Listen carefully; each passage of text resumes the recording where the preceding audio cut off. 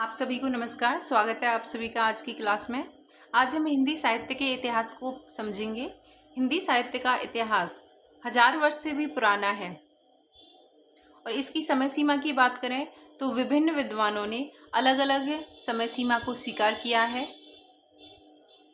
हिंदी साहित्य के इतिहास को 4 युगों में बांटा गया है। पहला है आदिकाल, दूसरा भक्तिकाल, तीसरा रीतिकाल और चौथा है आधुनिक काल। आदिकाल जिसे वीर गाथा काल भी कहा जाता है, भक्तिकाल को पूर्व मध्य काल और रीतिकाल को उत्तर मध्य काल और आधुनिक काल को गद्य काल का नाम दिया गया। आदिकाल की समय सीमा है संवत 1050 से 1375 तक। 1050 से 1375 तक। भक्तिकाल की समय सीमा है संवत 1375 से 1700 तक। रीतिकाल की समय सीमा 1700 संवत से 1900 तक और आधुनिक काल की है संवत 1900 से अब तक वर्तमान तक। ये संवत और एक होती है ईस्वी, इन दोनों में अंतर क्या है? संवत और ईस्वी में क्या अंतर होता है? जो संवत होता है ये ईस्वी से 57 वर्ष आगे चलता है और जो ईस्वी होती है ये संवत से 57 वर्ष पीछे चलती है। तो अगर आपको कभी भी संवत से ईस्वी बनाना हो तो उसमें से 57 घटा देना, और अगर कभी भी ईस्वी से संवत बनाना है तो उसमें 57 जोड़ देना। फिर से समझिए, जो संवत होता है वो ईस्वी से 57 वर्ष आगे चलता है। तो आपको अगर संवत से ईस्वी पे जाना है तो संवत में से 57 घटा दीजिए, और अगर ईस्वी से संवत बनाना है तो उसमें 57 जोड़ दीजिए। उम्मीद करती हूँ समझ गए होंगे। अगर फिर भी नहीं समझे हैं, किसी को कोई डाउट है तो मुझे फिर से पूछ लीजिएगा, मैं बता दूंगी इसे और अच्छे से। आदिकाल को विभिन्न विद्वानों द्वारा अलग अलग नाम दिए गए हैं। आज की इस क्लास में हम आदिकाल और भक्तिकाल पर चर्चा करेंगे। आदिकाल को सबसे पहले ग्रेसन ने, सर जॉर्ज अब्राहम ग्रेसन ने चारण काल कहा। चारण काल इन्होंने क्यों कहा? क्योंकि इस समय में राजाओं की स्तुति करने वाले चारण कवियों की बहुत अधिक मात्रा होने के कारण इन्होंने इस समय को चारण काल कहा है। उसके बाद मिस्र बंधुओं ने आदिकाल को प्रारंभिक काल कहा। प्रारंभिक काल वो इसलिए कहते हैं कि हिंदी साहित्य की शुरुआत का समय मानते हैं ये। फिर उसके बाद आते हैं आचार्य रामचंद्र शुक्ल जी, उन्होंने इसे वीर गाथा काल कहा। उन्होंने वीर गाथा काल इसलिए कहा क्योंकि इस काल में वीर रस और युद्धों का वर्णन करने वाली रचनाओं की प्रधानता थी, परंतु उन्होंने 12 ग्रंथों को इसका आधार बनाया। 12 ग्रंथों को इन्होंने आधार बना करके ये नामकरण किया, और बाद में पता चलता है कि उन 12 ग्रंथों में से बहुत से ग्रंथ अप्रमाणिक हैं। अप्रमाणिक होने के कारण ये नाम उचित नहीं बैठता है। उसके बाद राहुल सांकृत्यायन जी ने सिद्ध सामंत काल कहा।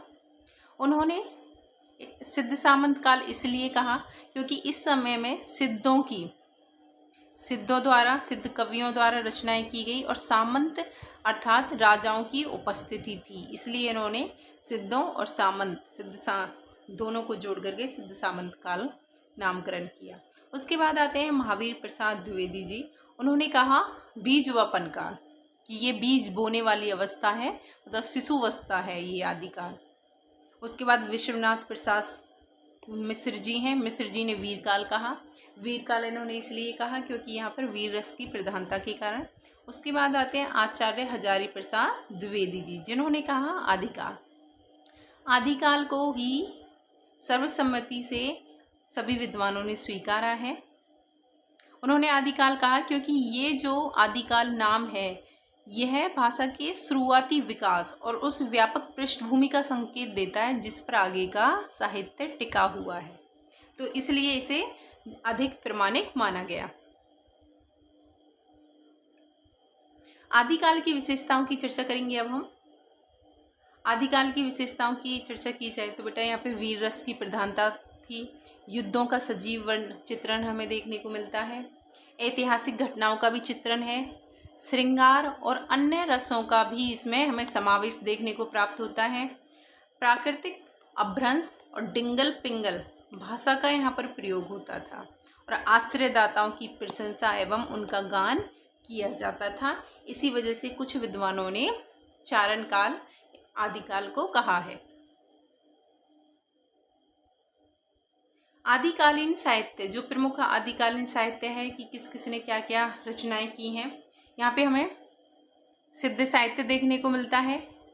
सिद्ध साहित्य के प्रमुख कवि रहे सरहपा, जिनकी रचना थी दोहा कोश। जैन साहित्य के प्रमुख कवि देवसेन, इनकी रचना श्रवकाचार। नाथ साहित्य द्वारा नाथ के प्रमुख कवि रहे गोरखनाथ और इनका जो साहित्य था, इनकी जो वाणी थी गोरखवाणी में संकलित है। उसके बाद आता है रासो साहित्य। रासो साहित्य का प्रमुख जो ग्रंथ है वो है पृथ्वीराज रासो, जो कि चंद्रवरदाई द्वारा रचित है। जो ये सिद्ध और नाथ हैं, सिद्ध और नाथ दोनों ही बौद्ध धर्म से निकले हुए हैं। किससे? बौद्ध धर्म से। दोनों ही बौद्ध धर्म से निकले हुए हैं, सिद्ध साहित्य, सिद्ध और नाथ। जब बौद्ध धर्म का बंटवारा हुआ तो उसमें से सिद्ध और नाथ निकले थे। विद्यापति जी की रचनाएं हैं यहाँ पे, कीर्तिलता, कीर्ति पताका और अमीर खुसरो की पहेलियां भी हमें आदिकाल में ही देखने को प्राप्त होती हैं। इससे आगे अब हम चलते हैं भक्तिकाल की ओर। भक्तिकाल का समय रहा 1375 ईस्वी से 1375 संवत से 1700 संवत तक। ये विक्रम संवत है, संवत 1375 से 1700 तक का। भक्तिकाल के दौरान जन कवियों ने यहाँ पर राजतंत्र का विरोध करते हैं। इससे पहले अगर हम देखें, जो आदिकाल था, आदिकाल में जो कवि थे वो अपने आश्रयदाताओं के अधीन होकर के उनकी प्रशंसा में काव्यों की रचनाएं कर रहे थे। परंतु जो भक्तिकाल के कवि हैं वो या तो भक्ति में लीन होकर के काव्य रच रहे थे या फिर वो जनमानस के हृदय को शांति पहुंचाने के लिए काव्यों की रचनाएं कर रहे थे। वो किसी आश्रयदाता या राजाओं के अधीन नहीं थे। राजाओं के अधीन नहीं रहे थे। कौन? भक्तिकालीन कवि। यहाँ पर इन्होंने आम जनता के हितों के लिए अपनी वाणी द्वारा संघर्ष किया। भक्तिकाल के कवियों ने भक्तिपरक और नीतिपरक, यहाँ पे भक्तिपरक और नीतिपरक रचनाओं के द्वारा आम लोगों में संघर्ष करने की शक्ति का भी इन्होंने संचार किया। भक्तिकाल में हमें दो प्रकार का काव्य देखने को प्राप्त होता है। एक है निर्गुण काव्य और दूसरा है सगुण काव्य। जो निर्गुण काव्य है वो दो धाराओं में बटा हुआ है। एक है ज्ञानाश्रयी शाखा, दूसरी है प्रेमाश्रयी शाखा। जो ज्ञानाश्रयी शाखा है उसे संत काव्य भी कहा जाता है और प्रेमाश्रयी शाखा को सूफी काव्य कहा जाता है। संत काव्य अर्थात जो ज्ञान के द्वारा ईश्वर की प्राप्ति कर रहे थे वो हैं संत काव्य के। ज्ञानाश्रयी शाखा के अंतर्गत संत कवि आते हैं इसमें। प्रेमाश्रयी मतलब प्रेम के आधार पर ईश्वर की प्राप्ति जो कर रहे थे वो सूफी कवि थे और इनका जो काव्य है वो सूफी काव्य कहलाता है। संत काव्य के प्रमुख जो कवि रहे वो रहे कबीर जी, नानक जी। कबीर की रचना है बीजक। और सूफी काव्य के प्रमुख कवि रहे जायसी की पद्मावत है, मंजन, उस्मान आदि। दूसरा जो काव्य है वो है सगुण काव्य। सगुण काव्य की भी दो धाराएं देखने को प्राप्त होती हैं। एक है राम भक्ति शाखा और दूसरी है कृष्ण भक्ति शाखा। राम भक्ति शाखा में राम की भक्ति की जाती है और कृष्ण भक्ति शाखा में कृष्ण की भक्ति की जाती है। राम भक्ति शाखा के श्रेष्ठ कवि रहे हैं तुलसीदास जी, जिन्होंने रचनाएं की रामचरितमानस की, कवितावली की, विनय पत्रिका की, हनुमान बाहुक आदि और भी इन्होंने काफ़ी रचनाएं की। कृष्ण भक्ति काव्य के जो कवि शिरोमणि रहे हैं वो रहे सूरदास जी।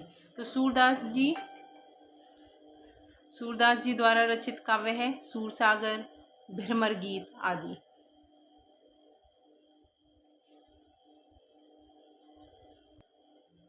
तो बेटा आज की क्लास में इतना ही। मिलते हैं अगली क्लास में।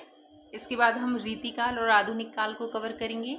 उम्मीद करती हूँ आप सभी को समझ में आया होगा। अगर कोई डाउट हो तो पूछ लीजिएगा। धन्यवाद।